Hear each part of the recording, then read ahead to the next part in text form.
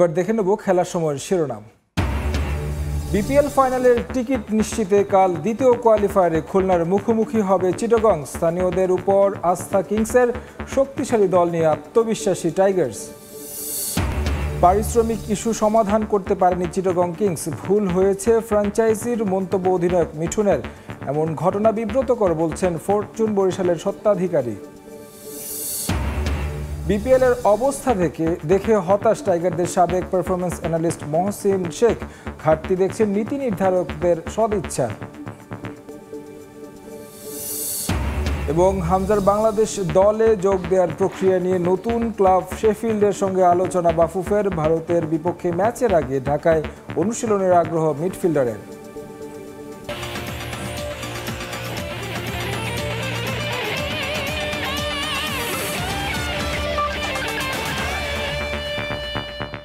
শুরুতেই বিপিএল এর খবর। ফাইনাল নিশ্চিতের লক্ষ্যে দ্বিতীয় কোয়ালিফায়ারে মুখোমুখি হবে চিটাগং কিংস ও খুলনা টাইগার্স। ক্রিকেটারদের পারিশ্রমিক ইস্যু এখনও পুরোপুরি সমাধান করতে পারেনি চিটাগং। ফ্র্যাঞ্চাইজির ভুল স্বীকার করেছেন অধিনায়ক মোহাম্মদ মিঠুন। এছাড়া দ্বিতীয় কোয়ালিফায়ারে ম্যাচের আগে বড় কোনো তারকা আনার পরিকল্পনা নেই চট্টগ্রামের। খুলনা টাইগার্সের বিপক্ষে ফাইনাল নিশ্চিতের ম্যাচে শামীম ইমনদের উপর পূর্ণ আস্থা রাখছেন অধিনায়ক। এদিকে শক্তিশালী স্কোয়াড নিয়ে আত্মবিশ্বাসী মিরাজের দল। মিরপুরে দু দলের লড়াই শুরু হবে সন্ধ্যা 6:30টায়। ম্যাচের দিন সকালে এলেন, খেললেন, হেরে আবার চলে গেলেন। অথচ এই আন্দ্রে রাসেলকে নিয়ে ফাইনালে খেলার স্বপ্ন দেখেছিল রংপুর রাইডার্স। রাসেলও জানেন সেটা, তাই তো মন খারাপ আর আক্ষেপ নিয়েই বিদায় নিলেন বাংলাদেশ থেকে। রংপুরের 3 বিদেশির কেউই পাত্তা পাননি খুলনা টাইগার্সের সামনে। 86 রানের টার্গেটের ম্যাচে দলের উইন্ডিজ তারকা হেডমায়ারের ব্যাটিংয়ে নামা লাগেনি। মোটে 1 ওভার বোলিং করতে হয়েছে জেসন হোল্ডারকে। এই দলটার বিপক্ষেই বাঁচা মরার লড়াই চিটাগং কিংসের। যদিও তাদের দলে নেই তেমন বিদেশি তারকা, ছন্দে থাকা হায়দার আলীও পড়েছেন ইনজুরিতে। তবুও নতুন করে কাউকে আনার পরিকল্পনা নেই চট্টলার দলটার। চট্টগ্রামে টাকার গরম নাই, সেজন্য দেখাচ্ছে না। না, আমাদের ওই রকম কোনো কিছু নেই। আমাদের পুরো টুর্নামেন্টে যেই প্লেয়ারগুলো অ্যাভেলেবেল ছিল এখনও তারাই আছে। এইরকম একটা ভাইটাল টাইমে ওর ইনজুরিটা অবশ্যই আমাদের টিমের জন্য একটু হলেও ব্যাকফুটে আমরা গেছি। শামীম আসলে আমাদের বাংলাদেশিদের মধ্যে দেখবেন যে ও একটু ডিফারেন্ট কাইন্ড অফ প্লেয়ার। টি-20 ক্রিকেটে এই ধরনের শটস দেখতে মজা লাগে, আর আমিও আসলে শামীমের একজন বড় ফ্যান। পারিশ্রমিক ইস্যুতে দুর্বার রাজশাহীর পাশাপাশি চিটাগং কিংসকে নিয়েও হয়েছে অনেক আলোচনা। এখনও নাকি বেশ কিছু ক্রিকেটারকে দেয়া হয়নি প্রতিশ্রুত অর্থ। পেমেন্ট সহ নানা বিতর্ক নিয়ে ভুল স্বীকার করেছেন অধিনায়ক। একটা মানুষ যখন 12-13 বছর বা 15 বছর পরে আসে একটা স্ট্রাগলিং লাইফ থেকে, তাকেও কিন্তু আমাদের একটু মিনিমাম স্পেসটা দেওয়া উচিত। প্লেয়ারদের সঙ্গে অনেক ফ্রেন্ডলি, উনি প্লেয়ারদের সাথে অনেক আন্তরিকভাবে মিশে। তো টুকিটাকি দেখেন, ভুল সবারই থাকে, টুকিটাকি সমস্যা সব ফ্র্যাঞ্চাইজিরই আছে। তো কোনো কিছুকে বড় করে হাইলাইট করার কিছু নাই। 11 বছর পর বিপিএলে ফিরেছে সামির কাদেরের চিটাগং কিংস। এর আগে প্রথম 2 আসরে অংশ নিয়েছিল এই ফ্র্যাঞ্চাইজি। এই ফেরাটা স্মরণীয় করে রাখার প্রত্যাশা অধিনায়কের। অবশ্যই আমাদের উদ্দেশ্য তো সেটাই, বাট আমরা আগে কালকের ম্যাচটা নিয়ে ফোকাস করছি।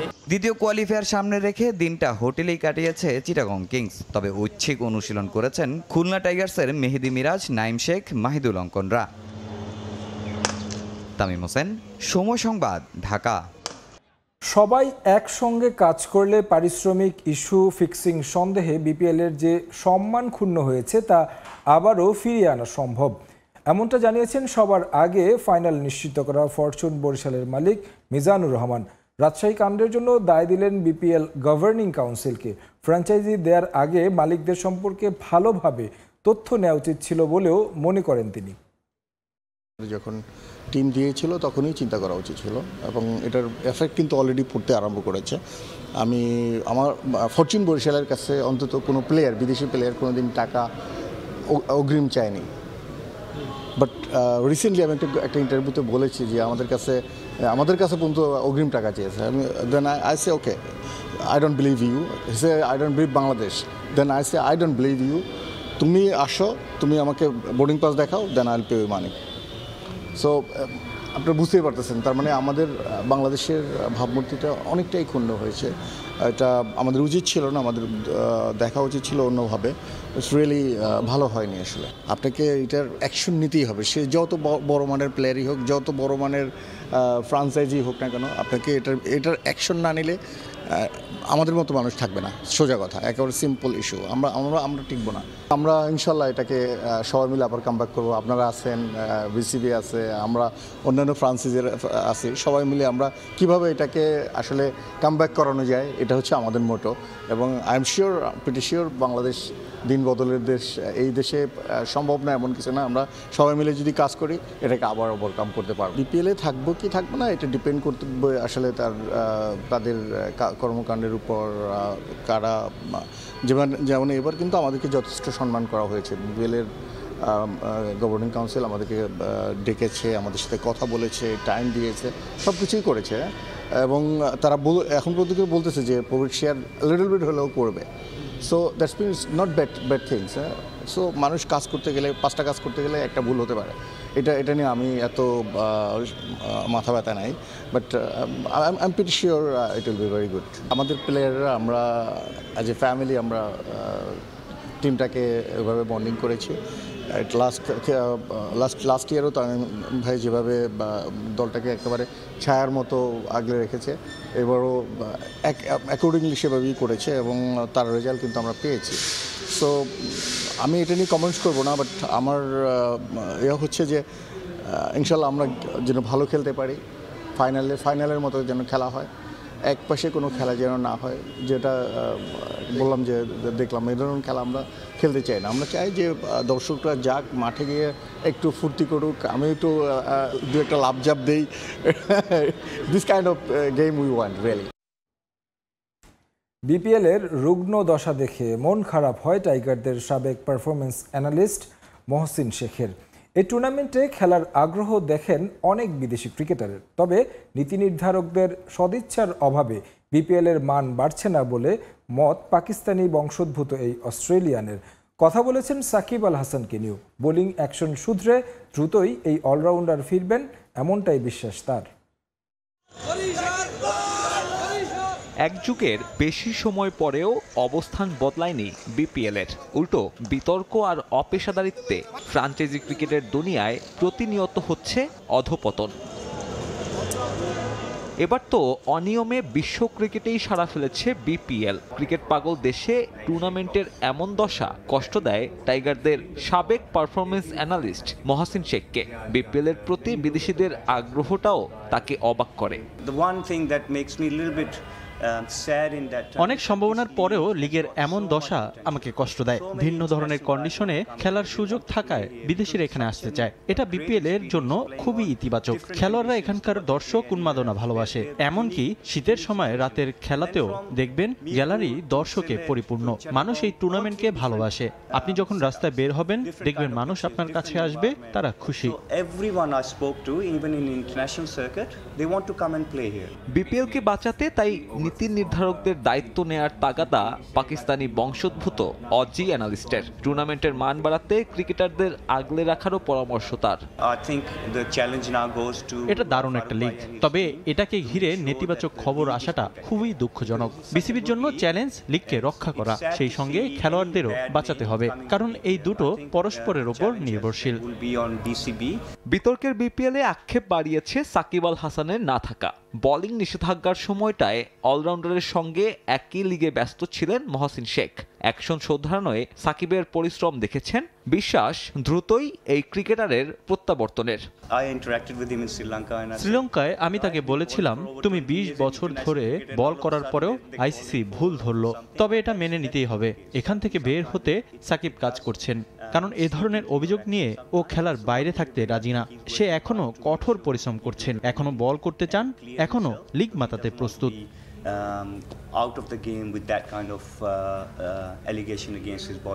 টাইগারদের দায়িত্ব নিয়ে মেয়াদ পূরণ করতে পারেননি মহসিন শেখ।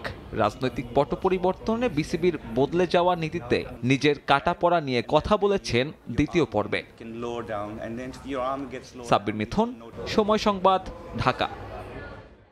মানসিকভাবে পরিণত হওয়ার আগেই জাতীয় দলে অভিষেক হয়েছিল নাঈম শেখের। তাই তো এই ওপেনার সে সময় থিতু হতে পারেনি ন্যাশনাল সার্কিটে। তবে পরিণত নাঈম এখন দীর্ঘ সময় রাজ করতে পুরোপুরি প্রস্তুত বলছেন খুলনা কোচ তালহা জুবায়ের। তার কাছে হাসান মাহমুদ বিশেষ চ্যাম্পিয়ন্স ট্রফিতে নাসুমকে ব্যবহারের জন্য দিলেন পরামর্শ। অসীম উচ্চতা থেকে যেন শূন্যে পতন। টাইগারদের হয়ে খেলেছেন 3 ফরম্যাটেই, কিন্তু থিতু হতে পারেননি কোথাও। নাঈম শেখ বাংলার সম্ভাবনাময় ওপেনারদের একজন, কিন্তু তার ব্যাটিং টেকনিক কিংবা অ্যাগ্রেশন নাকি আধুনিক ক্রিকেটে বেমানান। তবে বদলে যাওয়া সেই নাঈমই এখন অন্যদের কাছে দৃষ্টান্ত।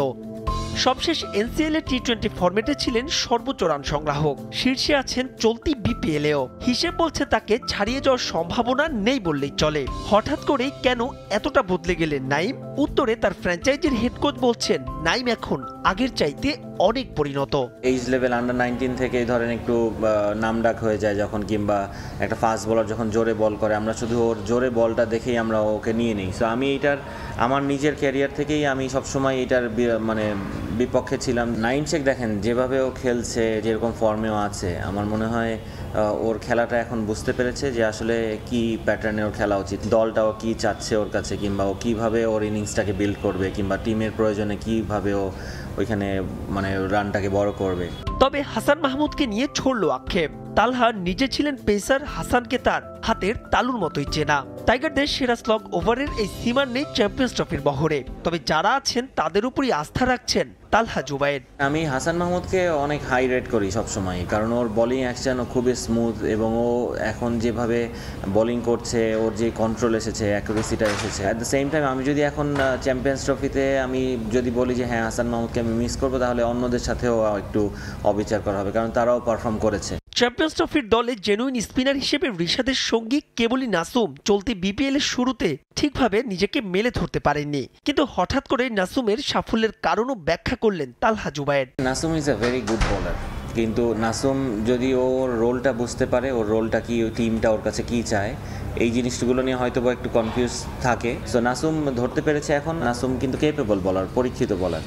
সো নাসুম যদি এটা এই ফর্মটাই রাখতে পারে চ্যাম্পিয়ন্স ট্রফিতে, আই হোপ যে অনেক ভালো করবে। ভবিষ্যতের ভাবনায় মিরাজের অধিনায়কত্ব নিয়েও উচ্ছ্বসিত তালহা, তবে মনে করিয়ে দিলেন এখনো শেখার বাকি অনেক কিছুই। মিরাজ অসাধারণ, আমি বলবো যে ওর কনফিডেন্স লেভেল সবসময় হাই থাকে। মাহবুব রিমন, সময় সংবাদ, ঢাকা।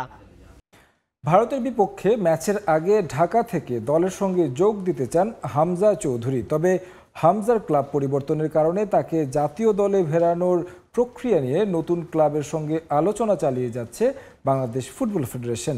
এদিকে শেফিল্ডের এই মিডফিল্ডারকে নিয়ে সব চূড়ান্ত হলে হামজাকে বিশেষ সংবর্ধনা দিতে চায় বাফুফে।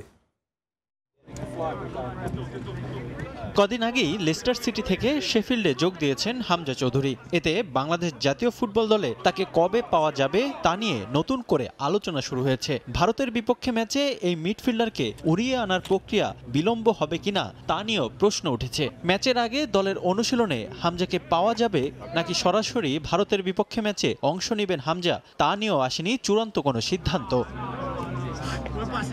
হামজার নতুন ক্লাবে যোগদানের কারণে তাকে দলে পাওয়ার জন্য আবারও নতুন করে বর্তমান ক্লাবের সঙ্গে আলোচনা চলছে বাফুফের। সবকিছু চূড়ান্ত হলে এই মিডফিল্ডারকে দিতে চান বিশেষ সংবর্ধনা। নতুন ক্লাবে গিয়েছেন, সো আমরা তো ইনিশিয়ালি তার পুরাতন ক্লাবের সাথে কথাবার্তা চালিয়েছিলাম। ওরা নতুন ক্লাব ট্রান্সফার হওয়ার পরে এই ক্লাবের সাথে আমাদের যোগাযোগ শুরু হচ্ছে regarding his possible arrival dates. So আমাদের এখনো চূড়ান্ত কোনো কিছু হয় নাই। উনি সরাসরি কি বাংলাদেশে আসবেন কিংবা সরাসরি ভেন্যুতে যাবেন এই ব্যাপারে এখনো কোনো সিদ্ধান্ত হয়নি। তবে প্রাইমারি যে আলাপ হয়েছিল, আমাদেরকে যেটা বলা হয়েছে যে উনি চান ব্যক্তিগতভাবে, Hamza Chowdhury, which we are grateful, যে উনি নিজে ঢাকায় আসতে চান আগে, এখান থেকে উনি যেতে চান টিমের সাথে। But again it's all depends on his club এবং ওনাদের availability and what are the options we will have. But definitely আমাদেরকে যদি সেই সুযোগটা আমরা পাই, একটা উইন্ডো যদি পাই, ডেফিনেটলি তাকে আমরা একটা সুন্দর সম্বর্ধনা দেব। চূড়ান্ত হয়েছে ভারতের বিপক্ষে ম্যাচের ভেন্যু। শিলংয়ের জওহরলাল নেহরু স্টেডিয়ামেই মাঠে গড়াবে ম্যাচটি। শিলংয়ে ক্যাম্প করতে ইতোমধ্যে আলোচনা শুরু করেছে বাফুফে। এই ম্যাচ সামনে রেখে মার্চের শেষ দিকে অনুশীলন শুরু করবে বাংলাদেশ। শিলংয়ে হচ্ছে অ্যাকর্ডিংলি আমরা ওদের স্টেট ফুটবল ফেডারেশনের সাথে অ্যাকোমোডেশন এবং কথাবার্তা চলছে। অ্যান্ড প্র্যাকটিস গ্রাউন্ডের কথাবার্তা চলছে। সৌদি আরবের সাথে আমাদের ইতিমধ্যে কথাবার্তা ফাইনাল হয়ে গিয়েছে যে সৌদি আরবে আমরা একটা প্র্যাকটিস ক্যাম্প হবে as per coaches desire. So that is more less finalised. Last week of February থেকে ইনশাল্লাহ আমাদের ঢাকার যেটা ক্যাম্প সেটা শুরু হওয়ার প্ল্যান এখন পর্যন্ত, এবং ফার্স্ট উইক অফ ফেব্রুয়ারিতে বা মার্চে ইনশাল্লাহ তাদের সৌদি আরব যাওয়ার ইচ্ছা আছে। এদিকে নতুন করে কিট স্পন্সর পেতে যাচ্ছে বাংলাদেশ ফুটবল। এবার দেশীয় পৃষ্ঠপোষক প্রতিষ্ঠানের সঙ্গেই চুক্তি করতে যাচ্ছে বাফুফে। চূড়ান্ত সিদ্ধান্ত নেওয়ার আগে বাংলাদেশ নারী ও পুরুষ ফুটবলারদের দিয়ে নতুন জার্সি ট্রায়াল দিয়েছে ফেডারেশন, জানিয়ে ইতিবাচক বাফুফে মার্কেটিং কমিটি। কিট স্পন্সরের ব্যাপারে আমাদের সবকিছু চূড়ান্ত হয়ে গিয়েছে। এখন জাস্ট আমরা সভাপতি আসার জন্য অপেক্ষা করছি। আমাদের ইচ্ছা আছে যে আমাদের ইউএতে যে সফর সেটা দিয়ে আমরা নারীদের নতুন জার্সিটা প্রেজেন্ট করতে চাই, আর পুরুষদের তো definitely will have a new set, কোনো সন্দেহ নেই। এবার আমি মনে করি নারীদেরটাও আমরা এখনো যে সময় আছে আমরা ধরতে পারবো ইনশাল্লাহ। সবকিছু ঠিক থাকলে চলতি মাসে সংযুক্ত আরব আমিরাতের বিপক্ষে ম্যাচে নতুন জার্সিতে দেখা যাবে বাংলাদেশ নারী ফুটবলারদের। এরপর ভারতের বিপক্ষে ম্যাচে নতুন সাজে মাঠে নামবে জামাল ভুঁইয়ার দল। রিফাতুল ইসলাম মিরন, সময় সংবাদ, ঢাকা। 2026 বিশ্বকাপে জায়গা করে নিতে শৈশবের ক্লাবে ফিরেছেন নেইমার জুনিয়র। পরিবারকে সময় দেওয়ার পাশাপাশি ফুটবলে বাড়তি মনোযোগ দিতে চান এই মেগা স্টার। সময় সংবাদে এমনটা জানিয়েছেন নেইমারের পরিবারের বন্ধু রবিন মিয়া। বাফুফেতে একজন কর্মকর্তার সঙ্গে দেখা করতে ফেডারেশনে আসেন তিনি। আপাতত ফুটবল নিয়ে বাফুফের সঙ্গে কোনো পরিকল্পনা নেই বলেও জানান রবিন মিয়া। ফাহিম ইসলামের রিপোর্ট। সৌদি অধ্যায় শেষ করে আবারও শৈশবের ক্লাবে ফিরেছেন নেইমার। ভিলা বেলমিরোয় নিজেদের কিংবদন্তিকে ঘটা করে বরণ করে নিয়েছে সান্তোস। গেল বছর ব্রাজিলিয়ান লিগ সিরি এ থেকে বিতে অবনমন হয় ক্লাবটির। 11 বছর পর রাজপুত্রের ফেরায় আবারও প্রাণ স্পন্দন ফিরে পেল ক্লাবটির সমর্থকরা। প্র্যাকটিস গ্রাউন্ড থেকে টিম বাস, যেখানে নেইমার সেখানে জড়ো হচ্ছেন তার সমর্থকরা। আর ব্রাজিলে ফেরার সময়টা বেশ উপভোগ করছেন এই ফুটবলার। তবে এই সময়টাতে নেইমারের পাশে না থেকে বাংলাদেশে অবস্থান করছেন তার পারিবারিক বন্ধু রবিন মিয়া। আসেন বাংলাদেশ ফুটবল ফেডারেশন ভবনেও। তাহলে কি নেইমারকে নিয়ে কোনো পরিকল্পনা আছে বাফুফের? নেইমার এখন কোথায়? সান্তোসে। আসলে আমি লাস্ট নতুন বছরে ওদের সাথেই ছিলাম, অনেক প্যারা লটস অফ টাইম স্পেন্ড করছি। আমি একটু আসছি বাংলাদেশে আমার পরিবার, মা বাবা, ওদের সাথে একটু সময় দেওয়ার জন্য। 2026 বিশ্বকাপকে টার্গেট করে ব্রাজিলে ফিরেছেন নেইমার। কানাডা, মেক্সিকো, যুক্তরাষ্ট্রে অনুষ্ঠিত হতে যাওয়া সেই বিশ্বকাপে সেলেসাও স্কোয়াডে জায়গা করে নিতে চান বলে জানান নেইমারের পারিবারিক বন্ধু। 2026 ওর 100% ডেডিকেশন, আমাদের অন্য কোনো ফোকাস নেই। আমাদের একটাই টার্গেট 2026 ওয়ার্ল্ড কাপ। সো তার জন্য ও ব্রাজিল ব্যাক করছে, পরিবারের সাথে থাকবে। ওর ছোটোবেলা থেকে যে ক্লাবে খেলছে ওইটাই থাকবে, ওইটার প্রতি ওর অন্যরকম ভালোবাসা, আবেগের জায়গা। আশা করি আপনারা এখন বুঝতে পারতেছেন কেন সে ব্রাজিল ব্যাক করছে। সেও চাচ্ছে যে একটু রিল্যাক্স সময় পার করতে, তার বাচ্চা ছোট অনেক সময় দিবে, এবং সে এখন কন্টিনিউয়াসলি ফুললি আপনারা নেইমারকে সান্তোসে পাবেন। সান্তোসের বয়স ভিত্তিক দলে বেড়ে উঠেছেন নেইমার। 2009 থেকে 13 সাল পর্যন্ত খেলেছেন মূল দলে। এরপর পাড়ি জমিয়েছেন স্পেনের বার্সেলোনায়। ফাহিম ইসলাম, সময় সংবাদ, ঢাকা। আবারও নিজেকে বিশ্বসেরা ফুটবলার দাবি করলেন ক্রিস্টিয়ানো রোনালদো। পেলে, মেসি কিংবা মারাদোনা নন, নিজেকে ইতিহাসের সবচেয়ে পরিপূর্ণ ফুটবলার হিসেবে মনে করেন CR7। গণমাধ্যমে দেয়া এক সাক্ষাৎকারে রোনালদো আরও বলেন, 1000 গোলের মাইলফলক স্পর্শ না করলেও তার বিশ্বসেরা হওয়ার তকমায় কোনো প্রভাব ফেলবে না। নিজে যাকে বড় বলে বড় সে নয়, লোকে যাকে বড় বলে বড় সে হয়। ছোট থেকে এমন নীতিবাক্য শুনে বড় হওয়া প্রাপ্তবয়স্ক লোকটাও আজ ব্যাপক দ্বিধায়। ক্রিস্টিয়ানো রোনালদোর মতো কেউ যখন নিজের ঢোল নিজেই পেটান, তখন আসলে দ্বিধায় না পড়ে উপায় থাকে না। যুগের বদলে নীতি কথাগুলো হয়তো বাঁক বদল করেছে। এখন থেকে বলতে হবে, লোকে যাকে বড় বলে বড় সে নয়, নিজে যাকে বড় বলে বড় সে হয়। প্রায় 1.5 যুগের লম্বা ক্যারিয়ারের পুরোটা সময় জুড়ে ক্রিস্টিয়ানোর সঙ্গে তুলনা চলেছে লিওনেল মেসির। ক্যারিয়ারের পড়ন্ত বেলাতেও চলছে। অবশ্য 2022 বিশ্বকাপের পর সেই তুলনায় অনেকেই ফুল স্টপ বসিয়ে দিয়েছেন। তাতে অবশ্য কিচ্ছু যায় আসে না রোনালদোর। তার চোখে তিনি ছাড়া আর কেউই পরিপূর্ণ নন। মেসি তো নয়ই, এমনকি পেলে, ম্যারাডোনাও না। আমি সর্বকালের সবচেয়ে পরিপূর্ণ ফুটবলার। কেউ যদি বলে ক্রিস্টিয়ানো পরিপূর্ণ নয়, এটা মিথ্যা কথা। আপনি পেলে, মেসি, মারাদোনার কথাও বলতে পারেন, তবে আমি সেরা। রন বিশ্বসেরাদের কাতারে প্রথম সারির অবশ্যই, এ ব্যাপারে কারো বিন্দুমাত্র সন্দেহ থাকার কথা নয়। ক্যারিয়ারের শেষে এসেও তিনি যেন টকবগে তরুণ, ছুটছেন হাজার গোলের মাইল ফলকের দিকে। সেটা স্পর্শ করা সম্ভব হবে কিনা তার সময়ের উপর ছেড়ে দেয়া যায়, তবে সেটা না হলেই বাকি। কিংবদন্তিদের বিচারের মাপকাঠি তো আর শুধু গোলের হিসেব নয়। আমি যদি 920 বা 925 গোল নিয়েও ক্যারিয়ার শেষ করি, এটা আমার কাছে কোনো বিষয় না। আমি ইতিহাসের সেরা ফুটবলার। যদি 1000 গোল করতে পারি, দুর্দান্ত কিছু হবে। যদি না পারি, তাহলেও সমস্যা নেই। সংখ্যা কখনো মিথ্যা বলে না। একদল ভক্ত আছেন যারা রোনালদোকে রিয়াল মাদ্রিদের চাইতে ম্যানচেস্টার ইউনাইটেডের বলতেই বেশি স্বাচ্ছন্দ্য পান। তবে মজার বিষয় হচ্ছে এই দুটো ক্লাবের কোনোটিই নয়। পর্তুগাল ছেড়ে ইংল্যান্ডে নয়, রোনালদোর কাছে সর্বপ্রথম প্রস্তাব এসেছিল স্পেন থেকে, সেটাও আবার ফুটবল ক্লাব বার্সেলোনার। ম্যানচেস্টার ইউনাইটেডের আগে আমি বার্সেলোনার হয়ে খেলতে পারতাম। আমি যখন স্পোর্টিং সিপিতে ছিলাম, তারা চেষ্টা করেছিল আমাকে সাইন করতে। বার্সা সত্যিই চেয়েছিল, কিন্তু 1 বছর পর যখন ম্যানচেস্টার ইউনাইটেডে আসলাম, সবকিছু বদলে গেল। এদিকে আবারও সৌদি প্রো লিগের প্রশংসা করেছেন ক্রিস্টিয়ানো রোনালদো।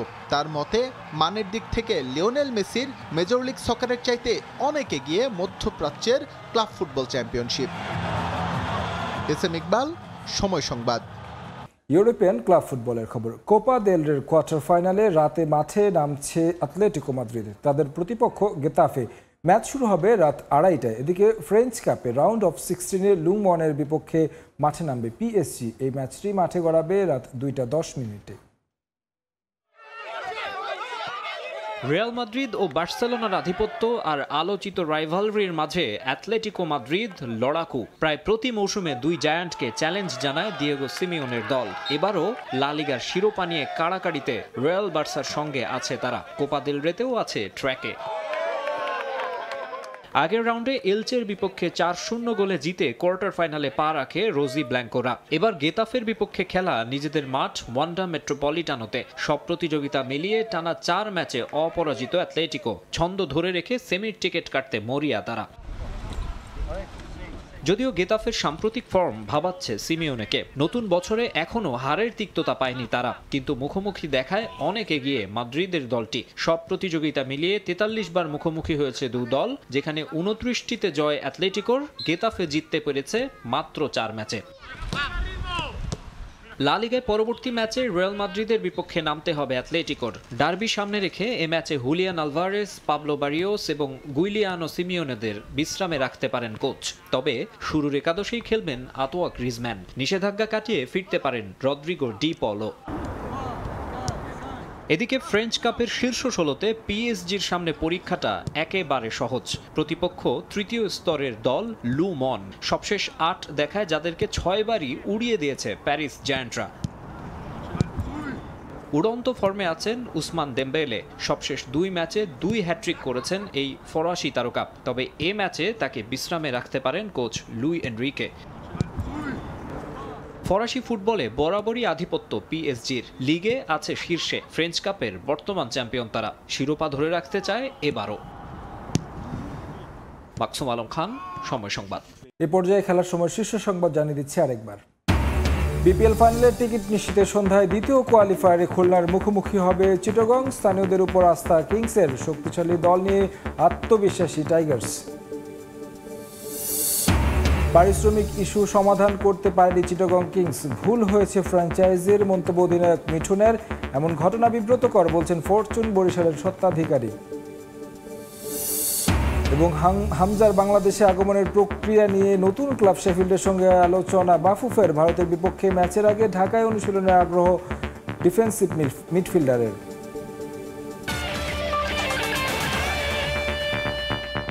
এই ছিল খেলার সময় এখনকার আয়োজন। সঙ্গে থাকুন সময়।